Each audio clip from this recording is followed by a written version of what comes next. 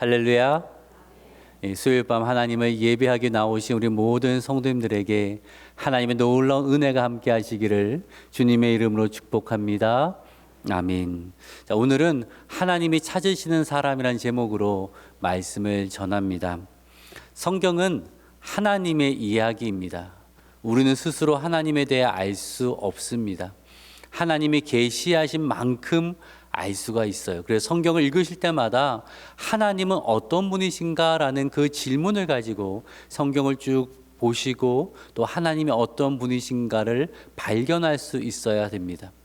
또 동시에 성경은 사람들의 이야기죠. 성경의 무대는 천상세계가 아니라 사람들의 살아가는 세계가 무대입니다. 그런데 주요 인물들이 성경이 아니라 이 세상의 위인전들은 주요 인물들은 성공한 사람, 뛰어난 사람, 크게 본이 될 만한 사람, 이런 사람들이 주요 인물로 등장을 하지만 성경에서는 그렇지 않습니다. 성경에는 하나님이 찾으시는 사람, 하나님께 쓰임받는 사람들의 이야기가 주로 나온다라는 거죠. 성경을 보면 하나님이 어떠한 사람을 찾으시고 어떠한 사람을 쓰시는가, 이 이야기가 또 우리가 눈여겨볼 중요한 주제가 된다라는 거예요. 성경의 인물들을 보면 한결같이 하나님이 기뻐하시는 귀한 모습들이 있었습니다. 아브라함은요, 갈 바를 알지 못하지만 하나님 말씀하시자 고향을 떠나서 말씀을 따라 나아갔던 사람입니다. 야곱은 부족한 부분 많이 있었지만 그래도 위기의 순간마다 하나님께 매달렸던, 기도했던 사람이었습니다. 요셉은 하나님이 주신 꿈을 붙들고 그것을 놓지 않고 살아갔던 사람이고, 다윗은 하나님의 마음에 합한 자로 살려고 부단히 노력했던 사람이고, 베드로는 모든 것을 뒤로하고 예수님을 따랐던 사람. 우리가 아는 성경의 주요 인물들을 보면 물론 하나님의 은혜로 부르셨고 쓰셨지만 하나님이 주목하신 이유를 발견하게 된다라는 거예요. 성경을 보실 때 이런 인물에게는 이러한 하나님이 기뻐하시는 모습이 있었구나, 나도 이렇게 살아가야겠다라는 생각을 하면서 읽으셔도 좋다라는 것입니다. 자, 오늘은 그런 관점에서 하나님이 주목하시고 하나님이 찾으시고 쓰시는 사람이 어떠한 사람인가를 오늘 본문에 나오는 이 백부장 율리올의 이야기를 통하여서 함께 들여다보기를 원합니다. 이를 통하여서 하나님이 찾으시는 사람, 하나님이 귀히 쓰시는 인생 되기를 소망하며 기도하는 이 밤 되기를 주님의 이름으로 축복합니다. 아멘. 지난 이야기를 여러분 기억하시죠? 바울이 탑승한 알렉산드리아 배가 유라굴라 광풍에 휩쓸려서 무려 10나흘째 동안 휩쓸려 다니고 있었습니다. 캄캄한 밤이었습니다. 여전히 별은 하나도 보이지 않아서 도대체 어디까지 흘러왔는지 알 수 없는 밤이었죠. 그런데 선원들이 말합니다. 배가 육지 가까이 가고 있습니다. 캄캄한 밤이었지만 그들이 그 소리를 통하여서 직감할 수 있게 되었다라는 거예요. 사람들이 소망을 가지고 고대하면서 날이 밝기를 기다리고 있었어요. 근데 선원들 어떻게 합니까? 몰래 구명정을 내려서 도망을 가려고 하죠. 자기들만 살겠다고, 구명정이 충분하지 않으니까. 바울이 그것을 받고 군인들에게 이야기했을 때 군인들이 그 구명정을 달고 있던 밧줄을 끊어버립니다. 구명정을 다 잃어버리고 말아요. 사람들이 크게 절망하죠. 이제 큰일 났다. 어떻게 해야 되는가. 그때 바울이 일어나서 권면하기를, 여러분 양식을 좀 먹읍시다. 음식을 좀 먹으십시오. 여러분 아무것도 먹지 못했습니다. 근데 어디 음식이 입에 들어가겠습니까? 그러자 바울이 떡을 가져와서 하나님께 감사 기도를 드린 후에 먼저 먹습니다. 그 모습을 본 사람들이 안심하고 위로를 얻고 함께 음식을 먹었다라고 나와 있고요. 그리고 14일 동안 거친 풍파 속에서 먹지 못하고 또 잠도 자지 못했지만 성경은 37절에서 말씀하기를 276명이 다 있었다, 한 사람도 목숨을 잃지 않았다. 하나님의 말씀 모두가 생존할 거라는, 모두의 생명을 보존하실 거라는 하나님의 말씀이 그대로 이루어지고 있음을 누가는 증언하고 있습니다. 이제 사람들은 점점 바울의 말을 신뢰하고 바울을 따르고 바울과 같은 소망을 가지고 하나님의 구원의 역사를 기대하고 있는 그러한 순간이 되었다는 거죠. 그리고 오늘 읽은 본문은 그 다음에 있은 이야기입니다. 우리 한 절씩 한번 살펴보도록 하죠. 38절의 말씀을 같이 한번 읽어봅시다. 시작. 배를 가볍게 하였더니 이제 배부르게 먹었습니다. 날이 밝으면 육지로 상륙을 해야 되는데 남은 음식을 다 버렸어요. 왜냐하면 배를 가볍게 하기 위함이라는 거죠. 39절도 읽어볼까요? 시작. 경사진 해안으로 된 항만이 눈에 띄거늘 배를 거기에 들여다 댈 수 있는가 의논하는. 날이 밝아지면서 어느 섬인지 알지 못하지만 경사진 해안으로 된 항만이 눈에 뚜렷하게 들어왔다는 거예요. 근데 이 항만이라고 번역된 콜포스라는 단어는요, 우리가 생각하는 인위적으로 인공적으로 지은 뭐 항만이나 또 방파제가 아니에요. 자연스러운 해변입니다. 그래서 우리말 성경을 보면 그 우리말 성경 번역에는 모래사장이 펼쳐진 해안이라고 번역이 됐어요. 모래사장이 펼쳐진 해안. 성경 읽으실 때 개역 개정이 잘 번역되긴 했지만 좀 다른 번역본도 보시면서 비교해 보시면 한층 의미를 더 풍성하게 아실 수 있습니다. 그러니까 해안이 보이고 있는 거예요. 저 멀리에. 아, 이제 살았다. 근데 문제가 뭐냐면 지금 탄배는 곡물 수송을 위한 대형 선박이잖아요. 물론 곡물 다 버렸고 화물도 버렸고 배 기구들도 버렸고 심지어 남은 양식도 다 버렸지만 거기에는 지금 몇 명 타고 있어요? 276명이 타고 있어요. 고민되는 거예요. 9명 정도 없으니까 저기까지 갈 수 있는가? 이 선장과 선조와 선원들이 그것을 의논했다라는 것입니다. 그리고 결단을 합니다. 40절과 41절의 말씀, 제가 40절 읽을게요. 닻을 끊어 바다에 버린 동시에 키를 풀어 늦추고 돛을 달고 바람에 맞춰 해안을 향하여 들어가다가 읽습니다. 시작. 배를 걸매 이물은 부딪혀 움직일 수 없이 붙고 고물은 큰 물결에 깨어져 가니. 설명을 드리면 이제 해변으로 가자라고 결정을 한 것입니다. 그래서 선원들이 내렸던 닻을 끊어버린 거죠. 그리고 나서 이제 배 방향을 고정하기 위해서 배의 키를 꽉 묶어놨는데 그것을 풀어서 느슨하게 하고 돛을 올려서 바람의 힘으로 이제 해안을 향하여서 들어가고 있는 겁니다. 근데 돌발 상황이 발달을 했어요. 41절을 보니까 두 해류가 합하는 것을 통과하는데 뱃머리가 그만 이 바닷속 모래톱에 딱 걸려서 움직이질 않는 겁니다. 뱃머리는 모래톱에 처박혀 움직이지 못하는데 바람이 거세게 불다 보니까 배꼬리 부분이 하나씩 깨지기 시작하는 그러한 위기 상황이 생겨났다라는 거예요. 위기 상황이 되자 어떠한 생각을 했냐면 42절의 말씀도 같이 읽어볼게요. 시작. 도망할까 하여 그들을 죽이는 것이 좋다 하였으나 이 급박한 위기 상황에서 군인들은 뭘 생각했어요? 죄수들을 죽이는 것이 좋겠다라고 생각을 했다라는 거예요. 자, 이 배에는요, 바울뿐만 아니라 로마로 호송되어진 죄수들이 있었습니다. 바울은 이 로마 시민으로서 황제의 상소를 한, 그래서 아직 죄수는 아니에요. 그러니까 재판을 기다리는 미결수 신분이었습니다.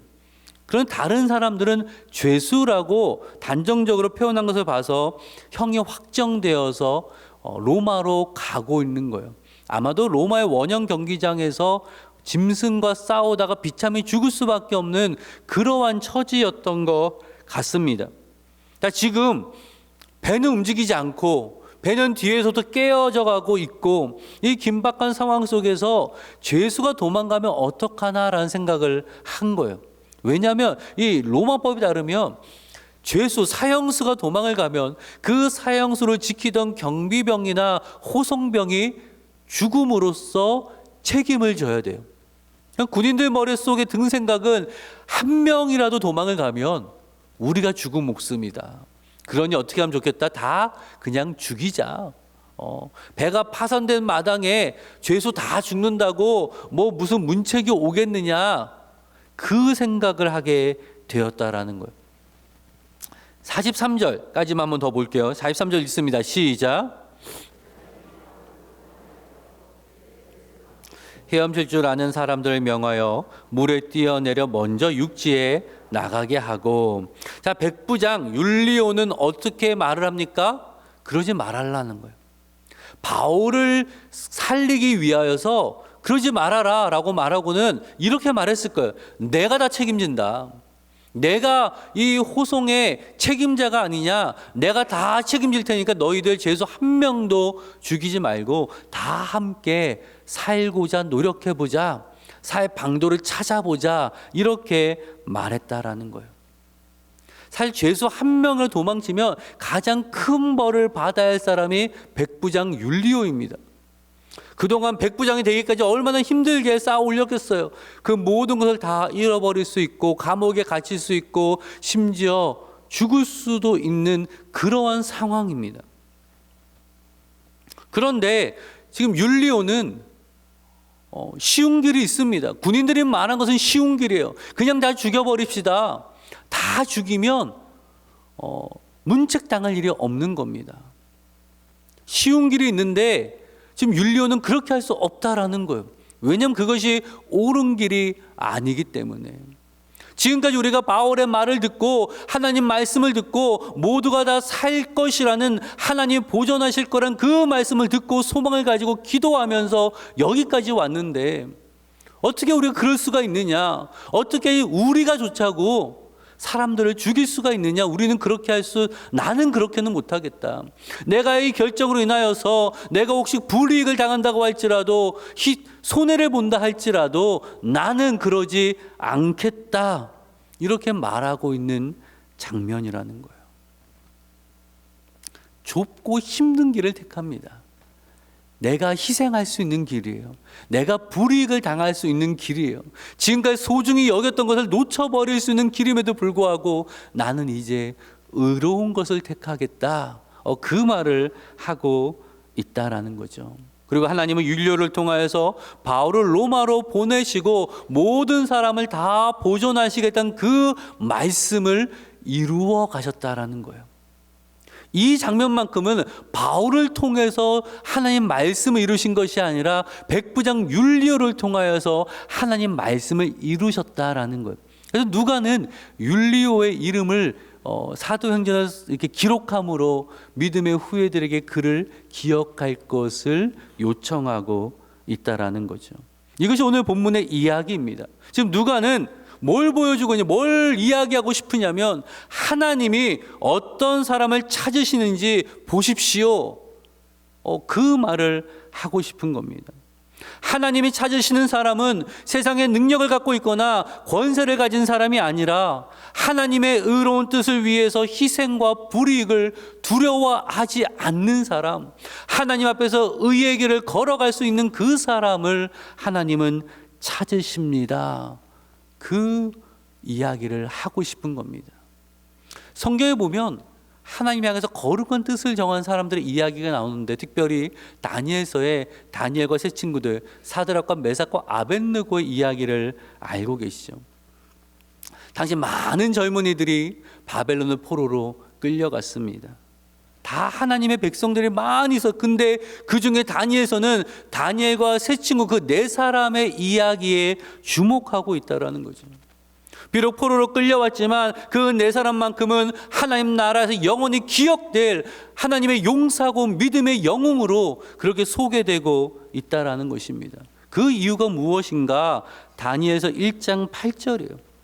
저는 이 구절이 가장 이 다니엘의 마음을 보여주는 구절을 생각을 하는데 같이 한번 읽어봅시다. 시작. 왕의 음식과 그가 마시는 포도주로 자기를 더럽히지 아니하리라 하고 자기를 더럽히지 아니하도록 환관장에게 구하니 나를 더럽히지 않겠다라고 결단했다는 거예요. 이 좀 배경이 있는데, 당시에 왕이 먹는 음식은 이방신에게 드려진 음식이었거든요. 그러니 구약적 사고 속에서 이방신에게 드려진 음식을 내가 먹는다라는 것은 그 우상숭배에 간접적으로 참여하는 것을 의미했습니다.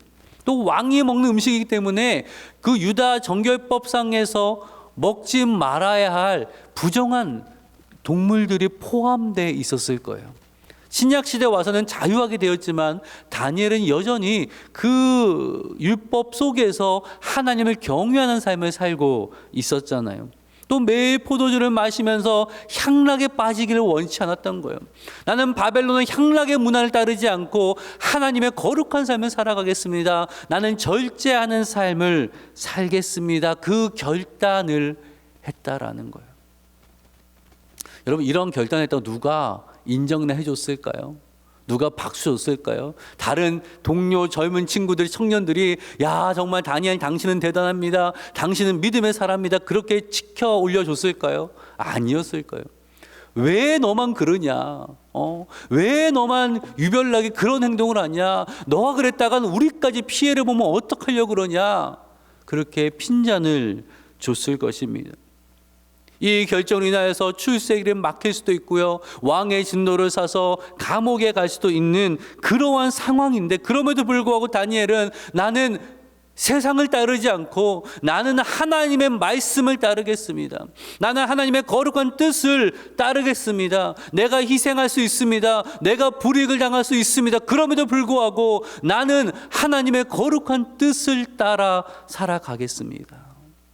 하나님은 그 결단을 기뻐 받으셨다라는 거예요. 그리고 그 많은 유대 청년들 중에서 다니엘과 사드락과 메삭과 아벳느고 그 네 사람을 주목하시고 그들을 통하여서 하나님을 드러내시고 하나님의 거룩하신 뜻을 이루어 가시고 그 이방 땅에서 하나님의 이름이 존귀함을 받게 하셨다라는 것입니다. 저는 이런 이유에서 우리 동산교회 자녀들이 다니엘과 같이 되기를 기도하는 사람 중에 한 사람입니다. 내일은 수능 시험일이잖아요. 우리 동산교회 고3 수험생 명단이 주보에 나와 있습니다. 15명의 이름이 나와 있거든요. 저는 이 이름이 참 애정이 가는 이름들입니다.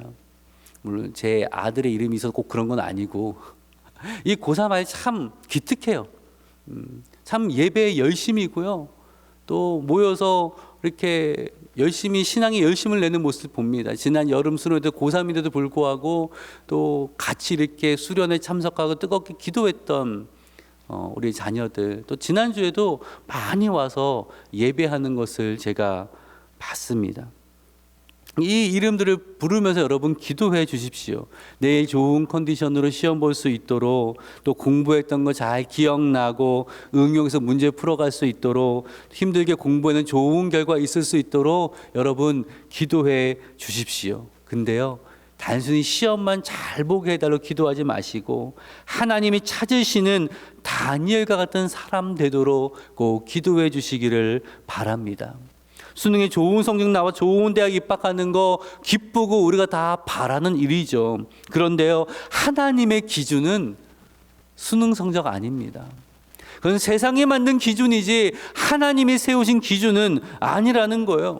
수능 성적 잘 나왔다고 야 이제 됐다라고 교만할 필요도 없고, 좀 성적이 덜 나왔다고 낙심할 이유도 없다라는 거예요. 하나님은 스펙을 보시는 것이 아니라 하나님은 그 중심을, 그 마음을 보신다라는 거예요. 물론 실력을 쌓아가야 되지만, 하지만 정말 더 중요한 것은 하나님이 찾으시는 그 마음을 가지고 있는가. 이거 정말로 중요하다는 거예요. 다윗의 이야기 아시잖아요. 8형제 중에 막내였습니다. 집안에서 인정받지 못한 천덕꾸러기였습니다. 어떤 일이 있었어요? 이새가 하나님 말씀 듣고, 사무엘이 하나님 말씀 듣고 이새 집으로 가잖아요. 그리고 아들들을 좀 봅시다. 이 이새가 아들들을 보여주는데 누구만 쏙 빼놨어요? 다윗만 쏙 빼놓고 7 아들만 보여주죠. 하나님이 다 아니라고 하시니까 이 사무엘이 이새에게 물어보죠. 다른 아들 없습니까? 그러니까 그제서야 답을 하기를 사실은 막내가 저 들에서 양을 치고 있습니다. 그래서 막내라고 번역된 히브리어가 하카톤이라는 단어인데요. 나이가 어리다라는 뜻도 있지만 무슨 뜻을 가지고 있냐면 별로 중요하지 않다. 별로 중요하지 않다. 이 하카톤이라는 단어를 쓴 이유가 뭐겠어요? 그 녀석이요. 보여주면 녀석이 안 됩니다. 뭐 큰일 할 그러한 제목이 아니에요. 그는 이런 마음을 가지고 있었다라는 거예요. 그냥 하나님의 생각은 완전히 다르셨죠. 하나님 뭘 보셨습니까? 다윗의 중심을, 다윗의 마음을 보셨다라고 성경은 이야기를 하고 있습니다. 그리고 하나님 다윗을 통해 하나님 위대하신 일을 행하셨다라는 거예요. 세상은 스펙을 요구합니다. 당신은 점수가 무엇입니까? 당신은 어느 대학에 나왔습니까? 당신은 자격증을 얼마나 가졌습니까? 여러 스펙들을 보고 우리를 판단하고 우리를 부를 것이고 부르지 말 것인가를 결정을 합니다. 근데 하나님은 아닙니다. 하나님은 여러분의 마음을 보시는 거죠. 여러분 우리의 중심을 보시죠. 하나님이 찾으시는 그 마음을 가지고 있는가? 하나님의 거룩하심에 대한 그 열망을 가지고 있는가? 사람은 다 넓은 길로 간다고 할지라도 말씀의 길을 걸어가고자 하는 그 소원을 가지고 있는가? 하나님은 그거를 보기를 원하신다는 거예요. 능력 부족한 하나님 능력도 부어주시고요. 지혜가 부족한 하나님이 지혜도 부어주십니다. 그러기에 가장 중요한 것은 나의 마음이라는 거예요. 나의 마음. 설교 후에 함께 부르기를 원하는, 고백하기 원하는 복음성 이 가사의 후렴 가사가 이렇습니다. 의에 줄이고 목이 마르니 성령의 기름 부으소서. 의에 줄이고 목이 마르니 내 잔을 채워주소서. 오늘 설교를 준비하는데 이 찬양이 생각이 나더라고요. 의에 줄이고 목이 마르니. 우리 정말 의에 줄이고 목이 말라 있는가? 세상의 것엔 줄이고 목이 말라 있는데, 세상의 성공에는 줄이고 목이 말라 있는데, 세상에 높이 올라가는 것은 줄이고 목이 말라 있는데, 정말 하나님의 의에 목이 마르고 줄인 자가 되어서 하나님 나를 채워주십시오, 나를 하나님 나를 위해 사용하여 주십시오라는 그 간절한 기도가 있는가? 그 생각이 들더라고요. 하나님이 찾으시는 그 한 사람이 되고자 하는 열망이 나에게 정말로 있는가? 이게 훨씬 중요한 것입니다. 우리에게 사람들이 부러워할 만한 많은 것이 있다 할지라도 하나님이 인정하시는 그 하나가 없으면 그게 무슨 소용이 되겠습니까? 사람들이 주목하는 인생 사는 거 좋죠. 근데 하나님이 주목하시지 않으면, 하나님이 주목하시지 않으면 어찌 그 인생이 멋지다고 말할 수가 있겠습니까? 다시 오늘 말씀을 통하여서 나에게는 그 마음이 있는가? 하나님이 찾으시는 그 마음, 하나님이 주목하시는 그 마음, 하나님 기뻐 받으시며 하나님의 귀히 쓰고 가는 그 마음이 나에게는 있는가? 그 마음은 잃어버린 채 그저 세상의 조건만 붙들고 살고 있지는 않은가? 여러분 꼭 우리를 돌아봤으면 좋겠습니다. 오늘 말씀을 꼭 기억하셔서 다시 한번 하나님 말씀 앞에 나를 돌아보면서, 하나님, 세상에서 얻게 될 불의, 희생을 두려워하는 것이 아니라 하나님 말씀에 대한 열망이 있게 하시고 담대함이 있게 하셔서 하나님 나라를 위해 설 수 있는 인생 되게 하여 주시옵소서.